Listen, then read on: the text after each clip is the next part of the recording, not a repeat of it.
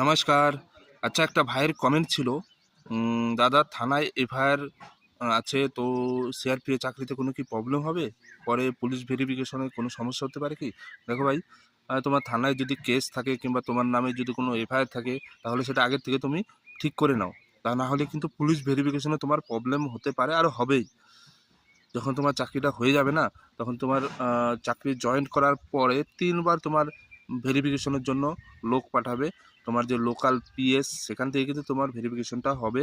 তো তোমার নামে কোনো কেস আছে কিনা, তোমার নামে কোনো মার্ডার কেস আছে কিনা সেগুলো কিন্তু চেক করবে। তোমার পরিবারের নামে কোনো কেস আছে কিনা সেগুলোও কিন্তু চেক করবে। তো এরকম যদি তোমার কোনো সমস্যা থাকে, আগের থেকে সেটা ঠিক করার চেষ্টা করো।